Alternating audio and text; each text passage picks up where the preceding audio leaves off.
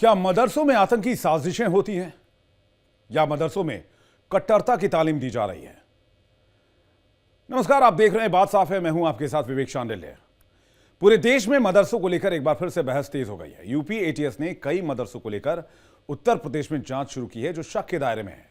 UP anti terror squad की इस कवायद ने मदरसों को लेकर फिर से कई गंभीर सवाल खड़े कर दिए हैं। दिल्ली ब्लास्ट और फरीदाबाद टेरर मॉड्यूल में हुई गिरफ्तारी के बाद से लगातार पूरे देश में कार्रवाई का सिलसिला जारी है। लखनऊ के रहने वाले डॉक्टर शाहीन सईद और उसके भाई डॉक्टर परवेज अहमद अंसारी की गिरफ्तारी के बाद से हड़कंप मचा हुआ है। एटीएस की रडार में यूपी में कई संदिग्ध लोग हैं। वहीं एटीएस ने नेपाल बॉर्डर सटे पीलीभीत जिले के मेडिकल कॉलेज, आयुर्वेदिक कॉलेज में तैनात डॉक्टरों के साथ ही एमबीबीएस और बीएएमएस की पढ़ाई कर रहे छात्रों का ब्यौरा भी मांगा है। साथ ही मदरसों में पढ़ाई कर रहे छात्रों का ब्यौरा भी मांगा गया है। उत्तर प्रदेश की एंटी टेरर स्क्वाड यानी कि एटीएस ने मदरसों से जुड़े लोगों से जुड़ी जानकारी मांगी है।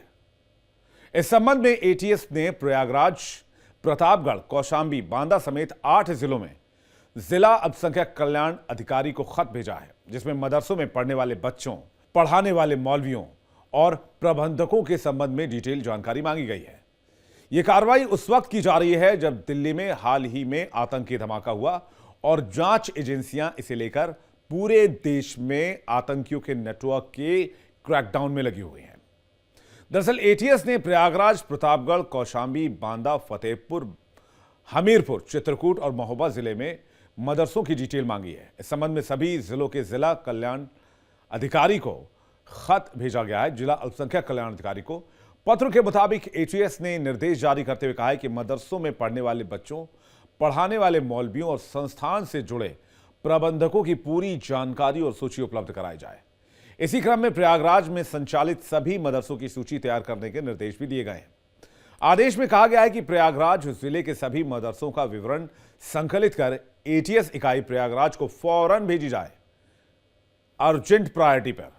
सूत्रों के मुताबिक यह पहल सुरक्षा व्यवस्था को मजबूत करने और प्रदेश में संचालित धार्मिक शैक्षिक संस्थानों की अपडेट जानकारी रखने की कवायद का हिस्सा है।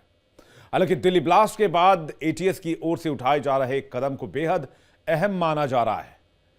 लेकिन ये मदरसे शुरू कहां से हुए? क्या आप इन मदरसों का इतिहास जानते हैं? एक रिपोर्ट के मुताबिक भारत में पहला मदरसा 1191-92 में अजमेर में खोला गया था। उस वक्त मोहम्मद गोरी का शासन हुआ करता था। हालांकि यूनेस्को 13वीं शताब्दी में भारत में मदरसों की शुरुआत बताता है और उदाहरण के लिए ग्वालियर का मदरसा पेश करता है। इसके बाद लगातार मदरसों की संख्या भारत में बढ़ती गई और अकबर के वक्त में मदरसों में इस्लामिक शिक्षा के अलावा भी शिक्षा देने की शुरुआत की गई। भारत में अंग्रेजों ने भी मदरसे खोले। वॉरेन हेस्टिंग्स ने 1781 में कोलकाता में अंग्रेजी सरकार का पहला मदरसा खोला था। अल्पसंख्यक मंत्रालय की माने तो 2019 तक भारत में कुल 24,010 मदरसे थे, जिनमें की 4,878 गैर मान्यता प्राप्त थे।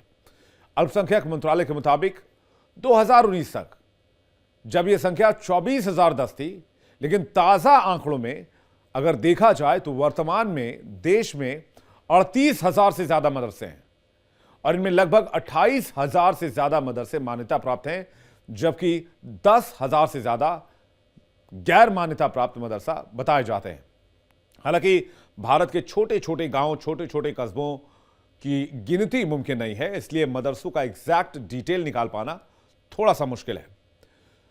लेकिन दुनिया का पहला मदरसा कब और कहां खोला गया? विश्व का पहला मदरसा 11वीं शताब्दी में बगदाद में खोला गया था, जिसका नाम निजामिया मदरसा था। इसे सेल्जुक वजीर निजाम अल मुल्क ने बनवाया था, जिसमें रहना खाना सब फ्री था। मदरसा अरबी भाषा का एक शब्द है जिसका मतलब होता है पढ़ने का स्थान। मूल रूप से यह हिब्रू भाषा से अरबी में आया है, जिसे हिब्रू में मिदरसा कहा जाता है। लेकिन पढ़ाई का केंद्र माने जाने वाले मदरसे आज विवादों के साए में हैं और गंभीर आरोपों के दायरे में भी है। लाल किले के पास हुए कार ब्लास्ट के बाद आतंकवाद निरोधी दस्ता एटीएस अलर्ट मोड पर है। एटीएस ने बुंदेलखंड में भी जांच का दायरा बढ़ाया है। इसमें महोबा जिले का नाम शामिल है, जहां मुख्यालय लखनऊ के निर्देश पर एटीएस इकाई प्रयागराज ने विभिन्न जनपदों में संचालित मदरसों की विस्तृत डिटेल जानकारी मांगी है। एटीएस ने पत्र जारी कर मदरसा में पढ़ने वाले छात्रों, वहां पर प्रबंधकों, मौलवियों का नाम, पता, मोबाइल नंबर और इसके अलावा जितनी भी गतिविधियां मदरसे में हो रही हैं उसकी भी डिटेल जानकारी मंगाई गई है। बात साहब में फिलहाल इतना ही। चलते हैं न्यूज रूम और करते हैं इसी मुद्दे पर अपने सहयोगियों के साथ एक चर्चा।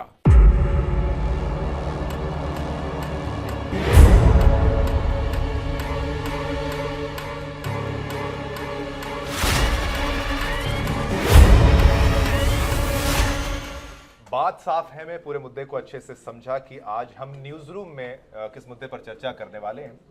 और सभी को पता है कैसे जो वाइट कॉलर टेररिज्म जिसकी शुरुआत हुई है दिल्ली बम धमाके के बाद, और एक के बाद एक डॉक्टर्स के नाम आ रहे हैं। डॉक्टर उमर, डॉक्टर शाहीन उमर जो बम उड़ा लिया जिन्होंने, और उसके साथ साथ मुजम्मिल और सारे डॉक्टर्स जो हैं जम्मू कश्मीर से ताल्लुकात रखते हैं, कोई लखनऊ से ताल्लुकात रखता है, किसी के घर में AK-47 मिलती है, कहीं से AK-56 मिलती है, और 2900 किलो एक्सप्लोजिव्स रखा गया था। आपने देखा एक धमाका दिल्ली में हुआ और एक धमाका उसके स्टोरेज में जम्मू कश्मीर में एक धमाका हुआ। दोनों तरफ दोनों बार जो है लोग मरे थे और काफ़ी जान माल का नुकसान जो हुआ है।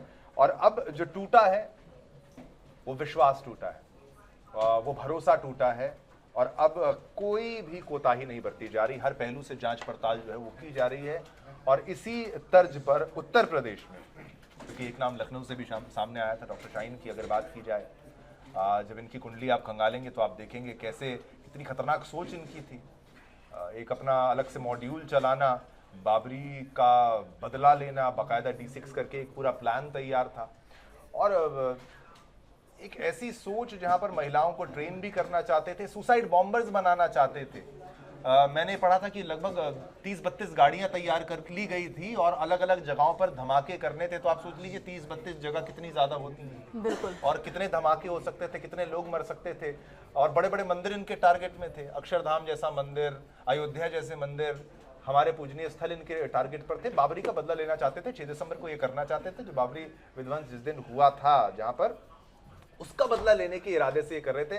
अब ये है कि भाई सब हर देश, मतलब आप समझ लीजिए देश में हर कोने कोने पर पुलिस अलर्ट हो गई है। अब कोई रिस्क नहीं ले सकता, अब शक के दायरे में हर कोई आए। तो अब उत्तर प्रदेश में भी ATS जो है वो छापेमारी कर रही है, और मदरसों के मौलवी हों चाहे छात्र हों, सबका डेटा यूपी पुलिस में ATS जो है उसके पास जाएगा। अगर नहीं जाएगा तो फिर दिक्कत उनको होने वाली है। और इसकी जिम्मेदारी देखिए कौन जिम्मेदार है? कुछ ऐसे रेडिकलिस्ट लोग जो कि इस देश में रहते हुए, देश का नमक खाते हुए, यहाँ की रोटी खाते हुए, यहीं इसी थाली में छेद करना चाह रहे थे। जम्मू कश्मीर में अगर वो पोस्टर ना पकड़े गए होते किरण, तो सोचिए कितने लोगों ने अपनी जान गंवा दी होती। और हो ना हो हम में से कोई वहां पर हो सकता था उस स्थान पर। तो जिन्होंने अपनों को खोया है, हम आपका दुख महसूस करते हैं, इसीलिए हम इस चर्चा को बार बार करते हैं किरण। बिल्कुल। और शिवम देखिए, मुझे एक बात से ऑब्जेक्शन है, आपने जो पूरी की डिटेल में बातें बताई सब कुछ ठीक था, लेकिन इन आतंकियों के लिए इन्हें, जिन्होंने,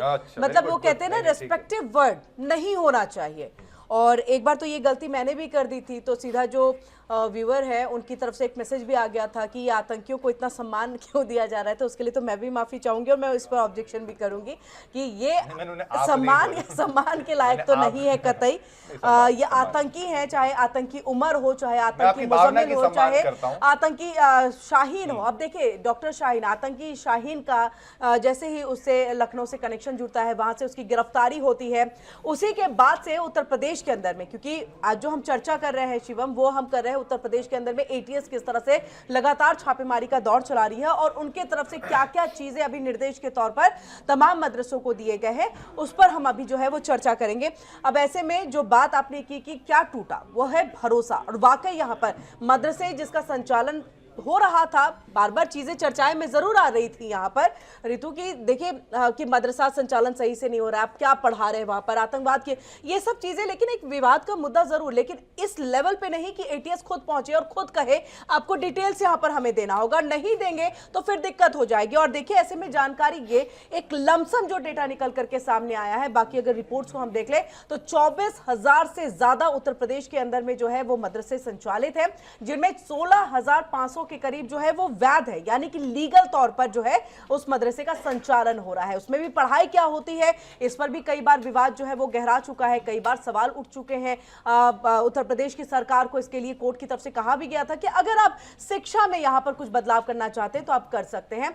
ऐसी जानकारी जो है वो निकल करके भी आई थी। और उसके बाद 8,000 के करीब जो ऐसे मदरसे हैं वो इल्लीगल तौर पर चल रहे हैं। अब अगर ये इल्लीगल तौर पर चल रहे हैं तो यहां पर क्या वाकई वो शिक्षा दी जा रही है जो मदरसे में दी जाती है, जो देने की बात यहां पर जो है तमाम इस्लामिक धर्म के लोग कहते हैं, मौलवी कहते हैं, या फिर ये कहें कि इन्हीं मदरसों में इन आतंकवादियों को और आतंकवाद की पूरी जो है कहानी लिखी जाती है, उनको पटकथा जो है वो पढ़ाई जाती है, उनको बताया जाता है कि किस तरह से बाकी जो धर्म के लोग हैं वो आपके दुश्मन हैं और आपको इनको जो है वो खत्म करना है, आपको जिहाद के रास्ते पर चलना है। क्या इन अवैध मदरसों में यही पढ़ाया जाता है? ये अब के वक्त में सवाल है। ऐसे में देखिए आतंकी शाहीन जो एक तरह से कई सारे एनजीओ के संपर्क में थी, ऐसी जानकारी जो है जांच दलों की तरफ से जो है वो निकल करके सामने आई, कई एनजीओ के संपर्क में थी, एक ऐसा ठिकाना वो खोज रही थी मुजम्मिल के साथ में मिल करके कि वहां पर वो लड़कियों को जो जैश के तरफ से जो महिला ब्रिगेड बनाने की जिसकी जिम्मेदारी शाहीन को सौंपी गई थी,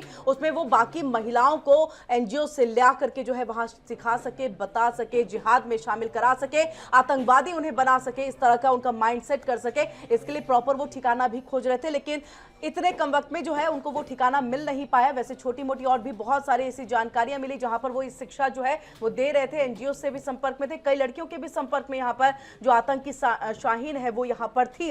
अब इसी के बाद से ये बड़ा कदम यहाँ पर उठाया गया है कि जितने भी मदरसे उत्तर प्रदेश के अंदर में संचालित होते हैं, वैध हो अवैध हो, अवैध को तो बंद करना ही करना है, लेकिन वैध भी हो रहे हैं तो उसके बारे में आपको एक एक जानकारी देनी होगी। क्योंकि मीनाक्षी देखिए यहाँ पर कि इन मदरसों में अब बाहर से आए हुए लोगों की आवाजाही ज्यादा दिख रही है और संदिग्ध गतिविधि की तरफ एक तरफ से इशारा भी हो रहा है। किरण, आपने इस पूरी चर्चा के दौरान एक लाइन कही जिससे मुझे परहेज है और मैं बिल्कुल ताल्लुक नहीं रखती उस लाइन से, इसलिए क्योंकि इनका कहना था कि एटीएस सीधे पहुंचा, ऐसा नहीं हो सकता, एटीएस कहीं भी पहुंच सकती है। ये बात सिर्फ मदरसों तक लागू नहीं होती है। अगर कल सरकार कहे कि जाकर के सुरक्षा के आधार पर स्कूलों का भी आप ऑडिट करिए, देखिए स्कूल, कॉलेज में, विश्वविद्यालयों में जो भी टीचर्स होते हैं उनका पूरा प्रोफाइल और बायोडेटा सरकार के पास होता है, लेकिन क्या मदरसों के बारे में ऐसी स्थिति है?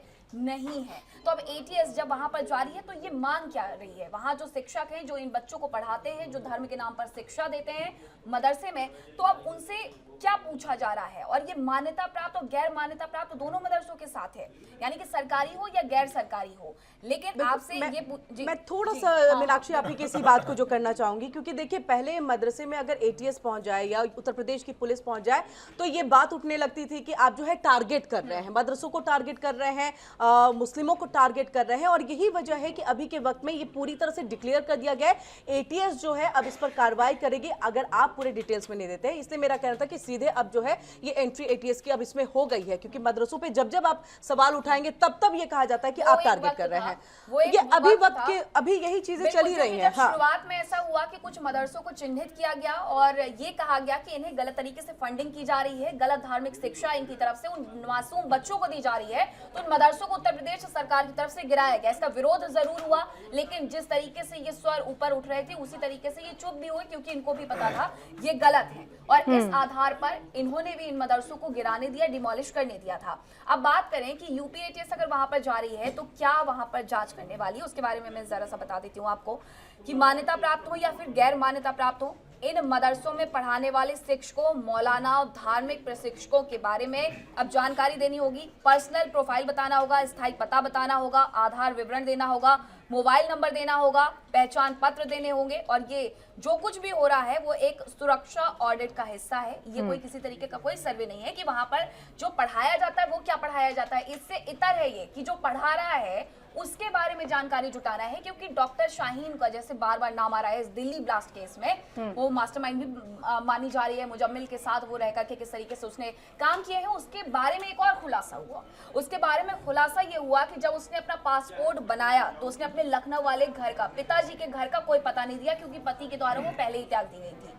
तो अब जब नहीं दिया गया डॉक्टर शाहीन की तरफ से पिता के घर का पता, तो उसने मस्जिद के पते के नाम पर पासपोर्ट मंगवा लिए। अब ऐसे में मस्जिदों पर जांच तो बैठेगी कि अगर वहां पासपोर्ट मंगाए गए तो रिसीव किसने किया, उस रिसीव करने वाले व्यक्ति के बारे में जानकारी सरकार के पास होनी चाहिए। अब इसीलिए क्योंकि उत्तर प्रदेश सरकार हमेशा एक कदम आगे चलती है, इससे इनकार नहीं किया जा सकता है।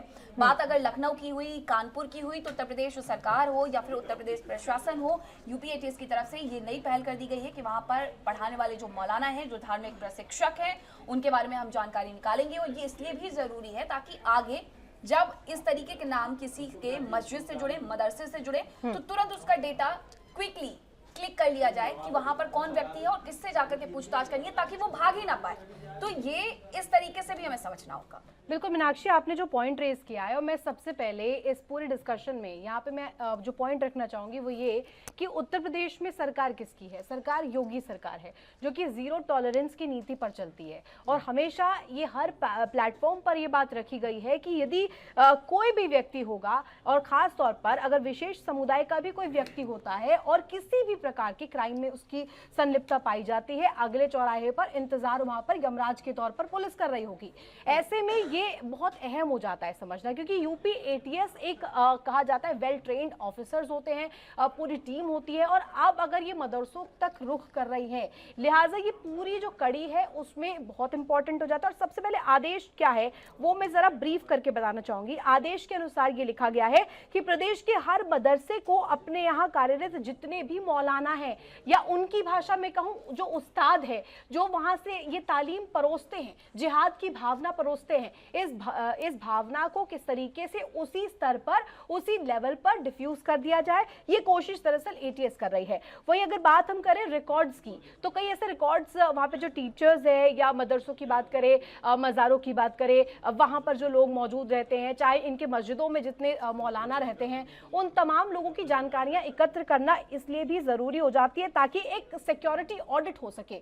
सिक्योरिटी ऑडिट का जिक्र इसलिए किया जा रहा है क्योंकि उत्तर प्रदेश, आप याद कीजिए, कानपुर का वो मेडिकल कॉलेज जीएमसी, जहां पर ये बताया गया, जहां पर शाहीन जो है कार्यरत थी, वहां पर पूरी तरीके से वर्किंग थी। और अगर आप लोगों ने, मेरे जो सहयोगी मेरे साथ जुड़े हुए हैं, इन लोगों ने जो मूवी लाए थे केरला फाइल्स, अगर आपने देखी हो, किस तरीके से इसी तरीके की जगहों को ये चिन्हित करते हैं, चाहे यूनिवर्सिटीज हो या जहाँ पे महिलाएं रहती हैं, पीजीज हो, जहाँ पर एक तरह से बहुत एक सॉफ्ट तरीके का जो व्यक्ति है, जो रह रहा है अपना गुजर बसर, उसे टारगेट करने के लिए, और उन्हें मैनिपुलेट करके, उनका ब्रेन वॉश करके इस तरीके की रेडिकल सोच जो है उनके मस्तिष्क में घुसेड़ने की कोशिश करते हैं। और ऐसे में इसके जरिए टारगेट कहा जाता है कि उनके कंधे पर बंदूक रख के कहीं और टारगेट किया जाता है। टारगेट होता है देश की शांति को भंग करना, देश में जो पीस है उसको भंग करना, और यूपी एटीएस कहीं ना कहीं इसी पर चाबुक लगाने की कोशिश कर रही है। इसमें आप ये समझिए कि स्लीपर सेल्स भी हो सकते हैं, और पाकिस्तान के द्वारा जो है ऑपरेट किए हुए स्लीपर सेल्स भारत में शांति से अभी कुछ भी काम कर सकते हैं। हो सकता है यहाँ पर कोई व्यक्ति बैठा हो, स्लीपर सेल का व्यक्ति हो, उसको कब एक्टिवेट कर दिया जाए, तो स्लीपर सेल्स में वो ताकत है। लेकिन एटीएस का यहाँ पे आना, यानी कि एंटी टेररिज्म स्क्वाड का यहाँ पर आना, मतलब ये अभी पुलिस तो है पर ये पुलिस की स्पेशल स्क्वाड है, उसकी स्पेशल ब्रांच है जो कि टेररिज्म से डील करती है, और इसने काफी कामयाबी हासिल की है। और अब ये मैं ये कहता हूं कि अच्छी बात भी है, लेकिन ये है कि अब इसी लेवल पर आपको आगे भी चलना पड़ेगा। अब इसके बाद आपको ये मौके नहीं मिलेंगे। क्यों? क्योंकि बार बार पहले कहते नहीं आप मजहब को टारगेट कर रहे हैं, आप हमारे इस्लाम के बारे में ऐसा सोचते हैं, सब मुसलमान ऐसे नहीं होते। देखिए, कोई भी नहीं कहता सब मुसलमान एक जैसे होते हैं, ऐसे होते हैं, वैसे होते हैं, लेकिन क्योंकि इसमें एक इमाम का नाम भी सामने आया जो पोस्टर चिपका रहा था, जो ब्रेन वॉश कर रहा था इन लोगों का।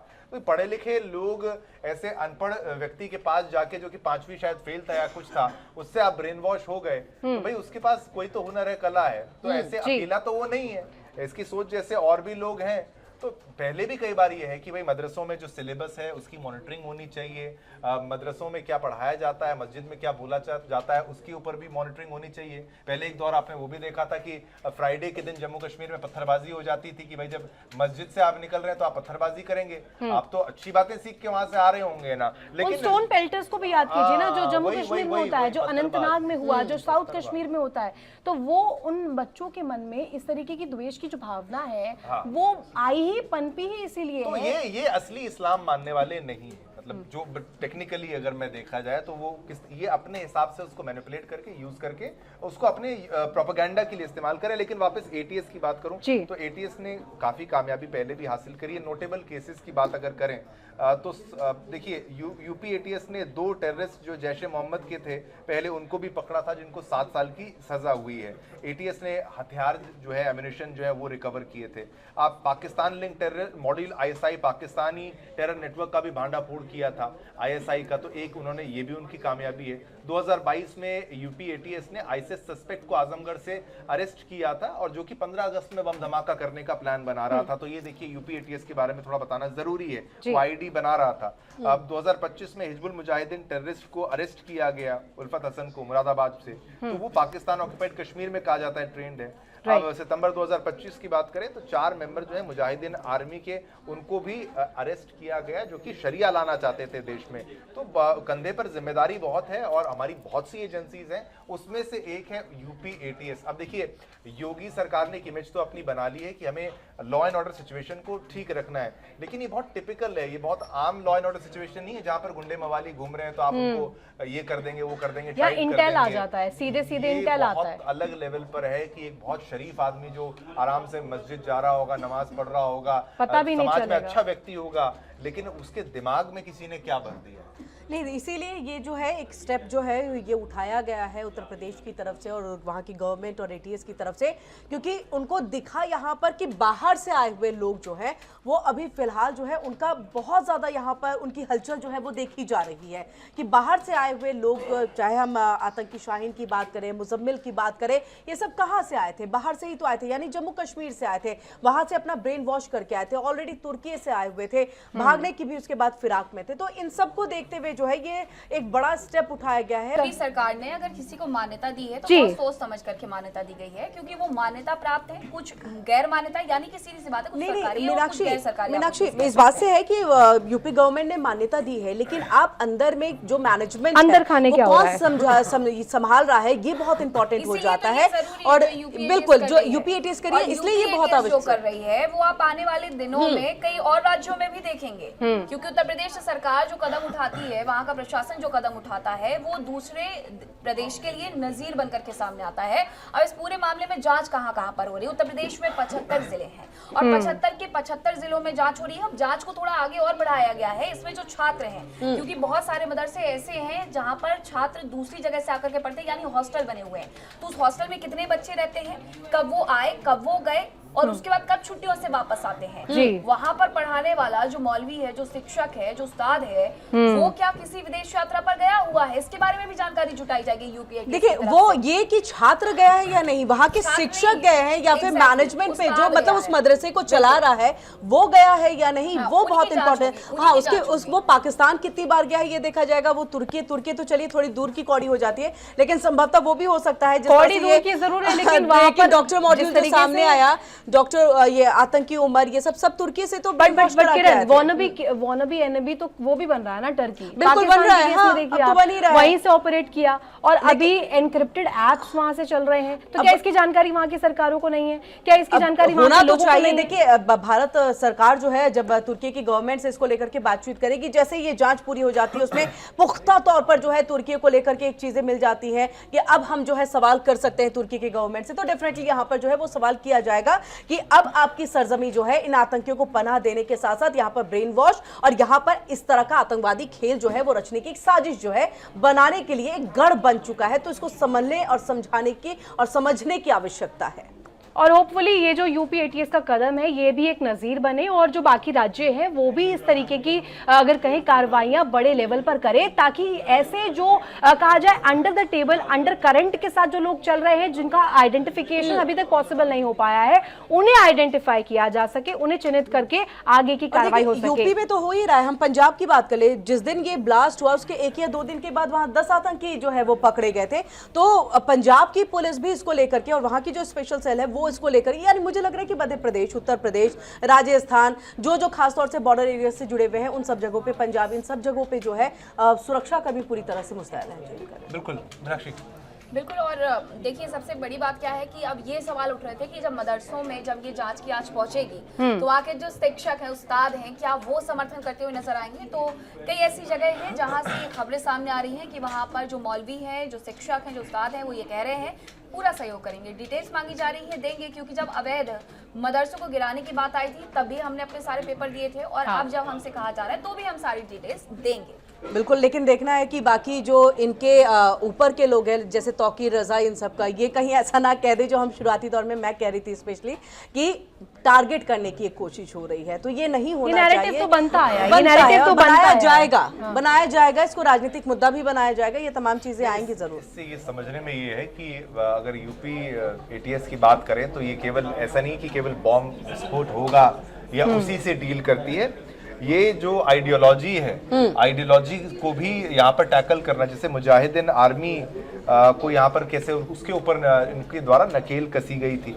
क्रॉस बॉर्डर फोकस भी है इनका, अगर पाकिस्तान से लिंक्स आते हैं तो यूपी देखिए सबसे बड़े आप स्टेट्स के तौर पर आप जब देखते हैं तो सबसे बड़ी पुलिस भी आप देखिए, सबसे ज्यादा रिस्पॉन्सिबिलिटी भी आप समझिए, पॉपुलेशन ही इतनी है, फौज है यहाँ पे, पुलिस भी एक अपने आप में फौज की तरह है, बहुत बड़ा संख्या बल है और उतना ही चैलेंज यहाँ पर जो है वो देखने को मिलता है और इसीलिए थोड़ा सा मैं कहता हूँ टफ होता है। और अभी जो छवि अब तक की जो बनाई गई है योगी सरकार की कि भाई हम अपराध के विरुद्ध अपने आप को कभी कमजोर नहीं पड़ने देंगे और अपराधियों की कमर तोड़ी जाएगी और अपराधियों को मिट्टी में मिलाया जाएगा। अब ये सीमा थोड़ा दायरा इसका बढ़ गया है। हाँ। अब ये माफिया को मिट्टी में नहीं, केवल आतंकवादियों को भी मिट्टी में मिलाना पड़ेगा, बहुत कुछ मिट्टी में मिलाना पड़ेगा। इसलिए यही एक प्रश्न है जो सभी के दिमाग में आता है। लेकिन बहरहाल अगर समर्थन करेंगे तो बहुत अच्छी बात है।